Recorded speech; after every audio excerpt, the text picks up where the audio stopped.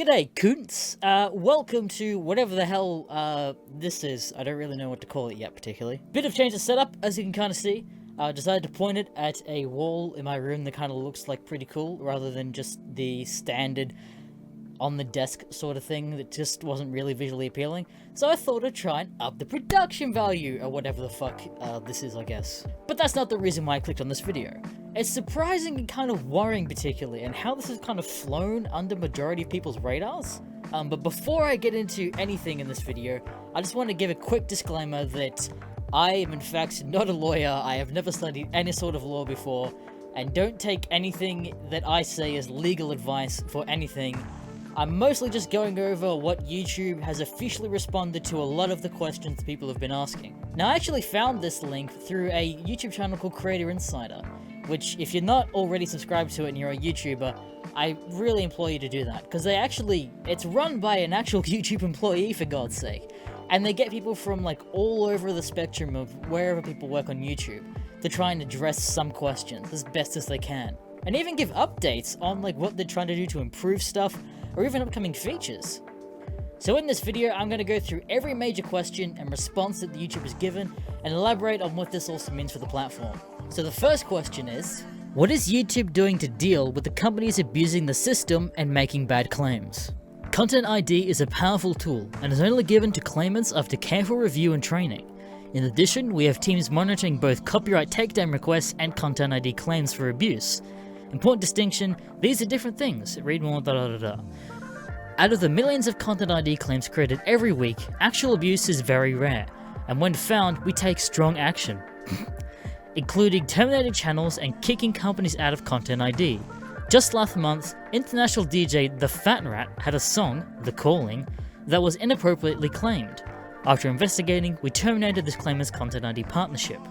Quick side note, the main difference between Content ID and actual copyright claims is Content ID is actually a system that YouTube has put in place themselves, which is both an automated or a manual system. Majority of the claims that you see are actually just the Content ID that people just feed in their own content, that then the Content ID screens the entirety of YouTube to find that specific content that was fed to it. Whereas a copyright takedown is much more of a formal process that actually requires you to fill out a form and actually possibly even take legal action depending on the outcome. So they say that they're trying their best really, but you know, with their millions of content being uploaded like every single minute, it still kind of makes you wonder, especially with a lot of these big cases. Unless you want to be heard, you have to have like a shit ton of like followers on Twitter or a heap of subscribers and stuff like that to be able to be even heard. And I mean, fuck the smaller creators that just get screwed by this shit. So this next question is the big boy. Companies are claiming just a few seconds of video. How is that not abuse? Despite what some people may think, there is no duration in which you can use someone else's content that is automatically protected under fair use. In fact, courts have rejected fair use arguments for songs that only sample a few seconds of content. So, if you're using any amount of content that you don't own, even a few seconds, you are taking a risk of receiving a claim or takedown. You have the right to argue fair use, but only in courts, not YouTube, can ultimately decide whether the use of someone else's content is protected under fair use. Here's a great video on where you can learn more about this process. Because of the above, our approach has been to empower creators to remove claimed content whenever possible, if they feel that it isn't adding significant value to their video. That's why we've built tools to easily remove or swap out claimed music or copyright-safe tracks from the free YouTube audio library. In the worst case, there is also the option of uploading an entirely new edit of the video without the claimed content and a new URL. Yeah, to be honest, I don't really know where the whole if you only used 3 seconds or less of like video or music, then you're safe under fair use, like that whole thing came from. Because yeah, apparently, if you use even like a fucking half a second, that's apparently warrants a claim. And I mean, I think everyone at this point remembers the whole H3 debacle, where they were actually taken to court by some fucking cunt called Matt Hoss, who was so mad over their commentary of the video that he took them to court, and it was a whole fucking process over a couple of years. But he actually won the whole fucking case, and it was deemed a matter of law by the judge. But apparently that means fucking nothing, as each video apparently is only deemed fair use by the courts. Or however the fucking claimant is particularly feeling that day, I guess. And it's pretty fucked because, you know, if you want to actually dispute a lot of these cases, If the big boy company just isn't going to just budge, YouTube isn't going to do anything about it. You're going to have to fucking take them to court over it. And no one's going to have like $100,000 spare to be able to fight these companies, let alone you're probably not going to be able to face like these big companies anyway, with a lot of their bigger lawyers. H3 were just fortunate enough that it was just some random guy that just sued them. I'm seeing more manual claims on my videos. How do I deal with them? One new challenge that we're facing is an increased amount of manual content ID claims on very short matches. This can especially be frustrating when we are not always able to provide timestamps for manual claims, which makes these claimed content hard to find and impossible to remove. We're working on addressing this as quickly as possible. In the next few weeks, we have a first step that will address about a third of these claims. More to come on that soon. Still, the best way to avoid these issues is to refrain from using unlicensed content unless absolutely necessary for your video.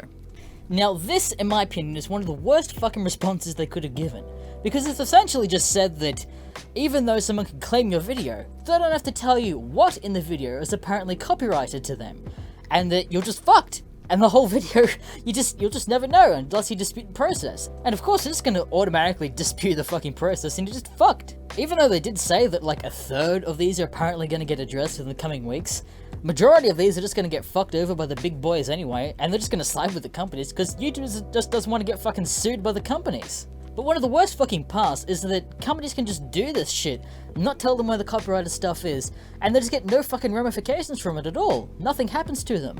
Although apparently in certain cases it does. But with all the videos that you see on YouTube all the time with people getting fucked with their own content, it just doesn't make any sense to me. But these companies are all getting the creators' revenue for a few seconds of video. This is unfair. Content ID was designed to allow videos that use content without permission to stay up in exchange for the opportunity for the claimant to run ads. For casual creators, this allows the video with music or clips of the video content to be broadcast to the world on YouTube. The best bet for monetizing creators to avoid using unlicensed copyrighted content wherever possible. If you feel that you may fall into a copyright exception, like fair use, be sure that you fully understand how the process works. TLDR, tough fucking shit. Don't fucking use that goddamn material. I played, or sang, or whistled the song entirely by myself. I didn't use a single second of the recording. There are two distinct copyrights in music. Most people are familiar with the one for artists or bands who recorded the song. There is a second set of copyrights for the lyrics and melody, also known as the composition or publishing rights. When you sing, hum, or play all or some of the song on an instrument, even if you do it in an entirely original way, you are still using the copyrighted melody and/or words and may receive a claim. On YouTube, most composition claims are eligible for revenue sharing for creators in the partner program. Jesus fuck! So what it's saying is that this video can be struck down if I fucking hummed the theme to some random video? I mean, for fuck's sake, it even said that if I even say some of the lyrics, those specific words in that specific order, they can fucking copyright strike me. Fucking yikes. But to be fair, it does say that there is some apparent like monetization split on the composition part of YouTube, but I myself hasn't really had any experience with that particular part of YouTube because I made fucking green text videos for fuck's sake, and now I'm doing this sort of stuff. So yeah, I've got no experience with that sort of stuff, but you be fucking damned that I want goddamn money from a video that I hummed a theme for 5 seconds and got entirely copyright struck. What the fuck? I don't recognize the name of this claimant, but I know that they aren't the real owner. Who is this scammer? Copyrights are bought and sold by the administrator by all sorts of third parties all around the world. In some cases, there are collection societies that are set up to administer all music rights in that particular country. In order to make content available as broadly as possible, YouTube works with dozens of these regional collection societies. If you haven't heard of the organization, or organizations, making the claim, it doesn't necessarily indicate abuse or make the claim invalid. We've seen instances where the artists themselves aren't aware of the service providers or their record label or publishers uses to manage their content on YouTube. I mean, it's pretty fucked to be honest that even YouTube themselves are just like, that kinda happens when you outsource to that many companies. You make an oopsie. Content with legitimate fair use keeps getting claimed by Content ID. Is fair use content not allowed? For example, companies claiming React videos, Edge videos, etc. Fair use allows transformation, reuse of copyrighted content without authorization from the rights holder. It's an essential part of copyright law. But, despite its name, it isn't based on what anyone might just consider fair. Instead, it's a case-by-case legal basis, often focused around criticism or commentary on the material used. Even experts often disagree on the outcome of this analysis. The ultimate resolution usually needs to be worked out between the uploader and the claimant, sometimes in court. While YouTube cannot attribute fair use, distributes and automated systems like Content ID cannot be accounted for fair use. This doesn't mean that fair use can't exist on YouTube, as this pretty well-known example shows. Which YouTube then goes on to link the actual H3 video where they won in court. I guess they do acknowledge them still. Creators should avoid relying on fair use unless they understand how the rules work and how to be prepared to defend their position through the Content ID distribute process, and potentially the DMCA counter notification process. This forces the claimant to withdraw or file a lawsuit. This isn't a decision that should be taken lightly or without legal advice, but is the most powerful step a creator can take if they want to pursue a fair use defense and will force a most thoughtful review from the claimant. Yeah, so again, it's just YouTube just saying that, I mean, it's not our fucking problem, to be honest, that you're even on our platform and that they're abusing the process. You gotta fucking take them to court if you really want to go through that. And of course, the last one of my favorite fucking questions. I keep hearing about Content ID claims where the song isn't even there. What are you doing about that? At its heart, Content ID is a matching system, and it faces all kinds of challenges and limitations that all matching systems face. Sometimes the system can make a totally incorrect match, like claiming someone's doing a simple microphone test, or even white noise. In these cases, engineers immediately went to work to diagnose and fix the problem. In other cases, we found entirely different original songs can match parts of other songs because they use the same beat track. Which, quick side note, this is a good place to actually put this video. This exact thing happened to someone, and I'm just going to let them explain it. So, just like probably all music YouTubers out there, once in a while I get this dreaded email. An email stating that I'm infringing on someone's copyrighted material. But this mail was a little bit different. On June the 28th, 2016, I recorded, wrote, produced a backing track and uploaded this to my channel. So now skip ahead to almost exactly 2 years later. June 25, 2018. I was chilling on my couch, I felt my phone vibrating, took it out, and yes, it was the dreaded mail. I started to read the mail wondering what video got flagged today, but what I read shocked me quite a bit. It was a notice of the backing track I wrote, produced and uploaded 2 years ago. My track. In the mail it said it got flagged by a method called Content ID, where they make a sort of fingerprint of a track, a unique fingerprint of a track, so they can compare it with their own copyrighted material. And if there's a match, it's an automatic red flag. So wow, could it be that my track sounded so similar to a recently uploaded track that the content machine got it wrong? It's an honest mix-up? So the mail also states what song I'm infringing on. So I just had to look up that song to find out what happened. And what I found out, again, was quite shocking. So someone took my track, added vocals, added guitars, made their own track, uploaded it to Spotify, YouTube, whatever, and I get a copyright infringement notice? Wait, what? And it's clearly a super low quality, lo-fi rip of my YouTube video. It's not even... Yeah, so basically this dude just made a beat track, and then some cunt fucking ripped it from YouTube, made their own song with that as a backing track, put that in Content ID, and then Content ID'd the original track, which the guy fucking stole. So yeah, long story short, copyright on YouTube is actually a lot more fucked than a lot of people realize. And again, like I said before, I don't know why this isn't getting more attention.